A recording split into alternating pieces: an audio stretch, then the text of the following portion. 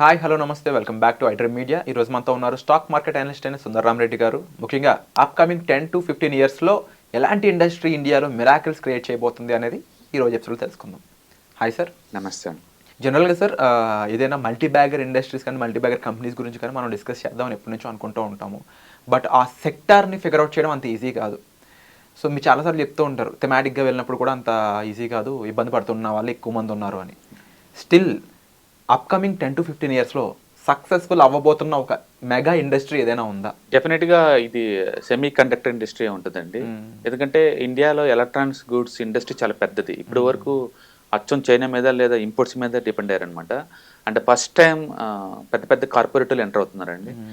ఇప్పుడు 20 years నుంచి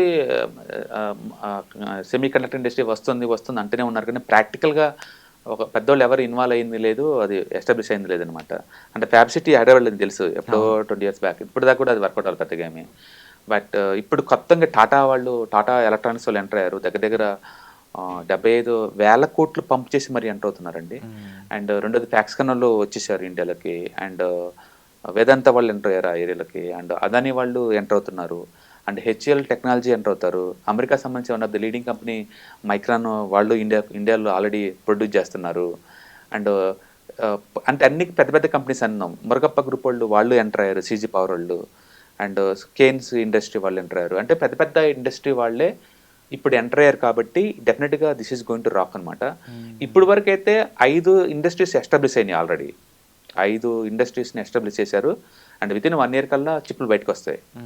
okay. And ఫ్యూచర్లో ఇలాంటివి ఒక 10 to 20 కావాలండి ఇండియా రిక్వైర్మెంట్స్కి అలోన్గా. మళ్ళీ ఎక్స్పోర్ట్ చేయడానికి ఇంకా బోల్డెన్ కావాలి. అంటే నెక్స్ట్ ఒక 10 to 15 years కల్లా ఇండియాలో ఒక 20 సెమీ కండక్టర్ ఇండస్ట్రీస్ ఉంటాయి. దాంట్లో డిఫరెంట్ లెవెల్స్ ఉంటాయండి. Technology wise testing, fabrication, designing చాలా ఉంటాయి అన్నమాట. దాంట్లో మళ్ళీ లేయర్స్ కూడా. బట్ ఈ కంపెనీస్ అన్నీ కూడా వాటిలో ఉంటాయి. ఇప్పుడు వరకు అయితే స్టాక్ మార్కెట్ లిస్ట్ అయిన కంపెనీస్లో అనుకుంటే టాటా ఎలక్ట్రానిక్స్ లిస్ట్ అవ్వలేదండి. అది ఇంకా ప్రైవేట్ కంపెనీ అనమాట. అండ్ వేదాంత వాళ్ళు ప్రైవేట్గానే ఎంటర్ అవుతున్నారు దీంట్లోకి. అందుకని స్ట్రైట్ అవే స్టాక్ మార్కెట్లో ప్రస్తుతానికి లీడ్ అవుతుంది సెన్సిరా ఇంజనీరింగ్ ఒకటి, అండ్ మోసిప్స్ టెక్నాలజీస్ ఒకటి, అండ్ మైండ్ టెక్ ఒకటి, సీజీ పవర్ డైరెక్ట్గా ఇదైతే ఇన్వాల్వ్ అయింది, అండ్ ఏఎస్ఎం టెక్నాలజీస్ ఒకటి, అమీ ఆర్గానిక్స్ ఒకటి, వేదాంత ఒకటి, ఎస్పీఈఎల్ సెమీ కండక్టర్ ఒకటి, అండ్ గుజరాత్ ఫ్లోరోకెమికల్స్ ఒకటి, అండ్ శర్మా ఎస్జిఎస్ టెక్నాలజీ ఒకటి, అండ్ ఆర్ఐఆర్ పవర్ ఎలక్ట్రానిక్స్ ఒకటి, అండ్ లార్సన్ టబ్రో ఒకటి, అండ్ కేన్స్ టెక్నాలజీ ఒకటి. ఇవైతే స్టాక్ మార్కెట్లో లిస్ట్ అయిన కంపెనీస్ అండి. బట్ ఇవి ఎక్కువ శాతం ప్రస్తుతానికైతే ప్రైవేట్ ఇండస్ట్రీ చేతిలోనే ఉంది ఇది. ఒకవేళ పెద్ద ప్లేస్ టాటా ఎలక్ట్రానిక్స్ లాంటి వాళ్ళు కనుక లిస్టింగ్కి వస్తే స్టాక్ మార్కెట్లో డెఫినెట్గా అలాంటి వాటిలో మంచి ఫీచర్స్ ఉంటాయి. ఓకే. ఏదైనా సరే ముందు రోజుల్లో మదర్ బోర్డ్స్ స్టారేస్ అయ్యి, అండ్ బోర్డ్స్ ఇవి, and chip manufacturing, electronics goods, వీటన్నిటికి కూడా మంచి ఫీచర్ ఉంటుంది. కాకపోతే ఇది ఏంటంటే క్యాపిటల్ ఇన్సెంటివ్ సెక్టర్ అండి. అంటే పవర్ కన్జంప్షన్ ఎక్కువ, వాటర్ కన్జంప్షన్ ఎక్కువ, అండ్ మార్జిన్స్ తక్కువ ఉంటాయి అనమాట బేసికల్గా.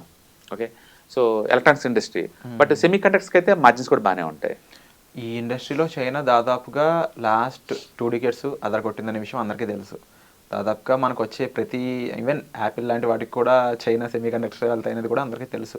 రీసెంట్గా అవన్నీ మారుతా వస్తున్నాయి. అందులో ఇండియా అనేది నెక్స్ట్ ఎలాంటి స్టేజ్ని రీప్లేస్ చేయబోతుంది అంటారు? ఒకటే అండి, మేక్ ఇన్ ఇండియా కింద గవర్నమెంట్ వాళ్ళు దాన్ని బాగా ఎంకరేజ్ చేస్తున్నారు. ఫస్ట్ టైం పెద్ద పెద్ద కార్పొరేట్ వాళ్ళు ఇన్వాల్వ్ అయ్యారు. అండ్ కాబట్టి మనం పాజిటివ్ థింగ్స్ ఎక్స్పెక్ట్ చేయొచ్చు. అయితే చైనాకి నిజంగా రీప్లేస్మెంట్ అంటే చైనాకి రీప్లేస్మెంట్ కాదండి. చైనా టోటల్ కెపాసిటీలో 10% ఇచ్చినా సరే ఇండియాకి పెద్ద అచీవ్మెంట్ అది. ఎందుకంటే మనం జీరోలో ఉన్నాం. ఇప్పుడే బిగిన్ చేసాము. ఇంకొక 10 years కల్లా చైనా ఏదైతే సాధించారో సెమీ కండక్టర్ ఇండస్ట్రీలో, అందులో ఈవెన్ 10 to 20% రీచ్ అయినా సరే అది పెద్ద అచీవ్మెంట్ కింద లెక్క అనమాట. ఎందుకంటే ఇప్పుడు వరకు 100% ఇంపోర్ట్ చేసుకునే స్టేజ్ నుంచి ఇండియా మన రిక్వైర్మెంట్ తగ్గట్టు ఫుల్ఫిల్ చేసుకోవడం చాలా పెద్ద విషయం. ఎందుకంటే ఇండియా చాలా లేట్ ఇప్పటికే. చైనా వాళ్ళు ఆల్రెడీ వరల్డ్ హబ్గా తయారయ్యారు. వియత్నాం వాళ్ళు ఆ ఏళ్ళలో బీభత్సంగా ఉన్నారు. తైవాన్ అయితే ఇప్పటికీ world finest quality semi conductor RS industry అంటే తైవాన్ అండి. ఎందుకు చైనా వాళ్ళకి తైవాన్ మీద అంత మోజు అంటే కేవలం ఈ టెక్నాలజీ సొంతం చేసుకున్నారు ఒక రీజన్ తోటి. దాన్ని బట్టి ఊహించండి. అండ్ అమెరికా వాళ్ళు ఆల్రెడీ లీడింగ్లో ఉన్నారు ఆ ఏరియాలో. ఓకే. అండ్ కొరియన్స్ వాళ్ళు లీడింగ్లో ఉన్నారు ఆల్రెడీ. అందుకని కొరియన్స్, వియత్నాం, చైనా, అమెరికా ఇలాంటి పెద్ద వాటితో కాంపిటీషన్కి వెళ్ళి ఆ మార్కెట్ని మనం క్యాప్చర్ చేస్తామని అనుకోవట్లేదు. కానీ బట్ ఈవెన్ ఇండియా లోకల్కి తగ్గట్టు లోకల్ మ్యానుఫ్యాక్చరింగ్ తగ్గట్టు వాళ్ళు కనుక అందుబాటులో కనుక ఉంచితే సెమీ కండక్టర్ చాలా పెద్ద ఇండస్ట్రీ. ముందు రోజుల్లో డెఫినెట్గా ఎక్స్పోర్ట్ ఓరియంటెడ్ ఎకానమీకి ఇండియా మారిద్దండి. అందుకని చాలామంది చైనాని దూరంగా పెడుతున్నారు. ఆ కంట్రీస్ అన్ని కూడా ఆ వర్క్ ఆర్డర్స్ ఇండియాకి వచ్చే ఛాన్స్ ఎక్కువ ఉంది. For example 3 years back Apple ఇండియాకి వచ్చిందంటే ఎవరు నమ్మలేదు.